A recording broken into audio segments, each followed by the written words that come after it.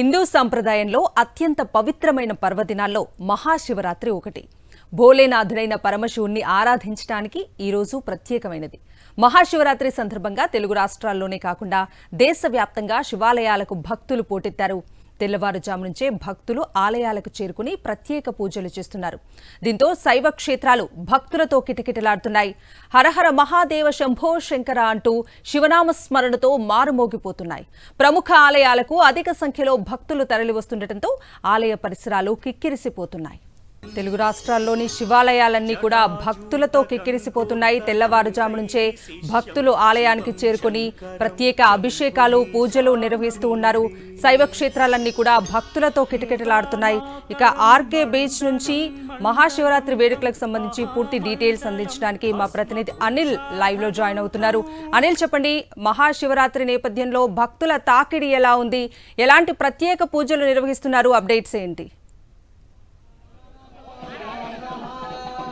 కవిత, ఉదయం నుంచి కూడా శైవ క్షేత్రాలన్నీ భక్తులతో కిటకిటలాడుతున్నాయి. మహాశివరాత్రి వేడుకలు అంగరంగ వైభవంగా జరుగుతున్నాయి. ప్రస్తుతం ఆర్కే బీచ్ లో మాజీ ఎంపీ టి సుబ్బరామిరెడ్డి ఆధ్వర్యంలో మహా కుంభాభిషేకం జరుగుతున్నటువంటి విజువల్స్ కూడా మనం విజువల్స్ లో చూడొచ్చు. పెద్ద ఎత్తున భక్తులంతా కూడా తరలి వచ్చారు. నేరుగా భక్తులే శివలింగానికి అభిషేకం చేసేటువంటి ఒక గొప్ప అవకాశాన్ని టి సుబ్బరామిరెడ్డి ఆధ్వర్యంలోని కల్పించినటువంటి పరిస్థితి. పంచామృతాలతో ఆ మహాశివునికి అభిషేకం చేసుకుని గొప్ప అనుభూతి పొందాలనే ఆలోచనతో భక్తి భావంతో భక్తులంతా కూడా పెద్ద ఎత్తున తరలి వస్తున్నారు. గడిచిన 40 ఏళ్లుగా ఈ ప్రక్రియ అనేది నిర్విరామంగా కొనసాగుతోంది. విశాఖ సాగర్ తీరంలో నిర్వహిస్తూ వస్తున్నారు. ప్రస్తుతం మాజీ ఎంపీ సుబ్బరామిరెడ్డి అభిషేకం చేస్తున్నటువంటి విజువల్స్ చూడొచ్చు. మాట్లాడదాం సార్, ఏ విధంగా అనిపిస్తుంది? గడిచిన 40 ఏళ్లకు పైగా కొనసాగిస్తూ వస్తున్నారు. ముఖ్య ఉద్దేశం ఏంటి?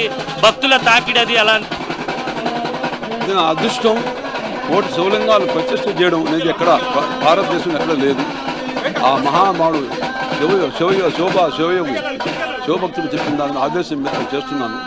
ఇప్పుడు 40 సంవత్సరాలు ఏకదాటిగా చేయడం మామూలు విషయం కాదు. ఇంకొకటి ఏమిటంటే, ప్రజలు కోవిలికి పోతే బయట నిలబడితే పూజారి లోపల అభిషేకం చేస్తాడు. నేరుగా చేసే అవకాశం లేదు. ఇక్కడ నేను భక్తులకందరికీ కూడా నేనే నీరు స్వయంగా ఏర్పాటు చేసి వాళ్ళు నేరుగా అభిషేకం చేసే అవకాశం ఇచ్చాను. ఇక్కడ అభిషేకం ఇస్తే కోటి శివలింగాల మీద నీళ్లు పడతాయి. కోటి శివలింగాలు బహుశా భారతదేశంలో ఎక్కడ చేయలేదు. ఇది మందే వైజాగ్. దానికోసమే ఎన్ని తుఫాన్లు వచ్చినా, ఎంత ప్రకృతి వైపరీత్యాలు వచ్చినా విశాఖ ప్రజలను ఈశ్వరుడు కాపాడుతూనే ఉన్నాడు. ఎప్పుడు ఏం కాలేదు. భక్తుల ఆదరణ కూడా ఏమాత్రం తగ్గడం లేదు. ప్రతి ఏటా పెరుగుతూ వస్తున్నారు. నేరుగా అభిషేకం చేసేందుకు ఆసక్తి చూపిస్తున్నారు. మీకు అంటే నిర్విరామంగా కొనసాగుతోంది ఈ ప్రక్రియ. సంతోషం కదయ్యా. నేను ఈశ్వరు భక్తుడిని. నేను నా శ్వాసలో ఈశ్వరుడు, జన్మ జన్మలకు ఈశ్వరుడు, సర్వస్వం ఈశ్వరుడు. నా పరమాత్మ, నా ఈశ్వరుడు గురించి అందరూ భక్తులు వచ్చి చేస్తే అంతకన్నా సంతోషం ఇంకేముంది? నా జీవితమే ధన్యమైంది. అందుచేత ఈశ్వరత్వం పొందిన వాడిని, అహర్నిశలు ఈశ్వరుని ధ్యానం చేసేవాడిని. నా నిద్రలో కానీ, రాత్రులు కానీ, పగలు కానీ ఈశ్వరుడే. అందువల్ల ఈశ్వరుడు పార్వతీ పరమేశ్వరుని, చండీమాతని ధ్యానం చేసేవాడు.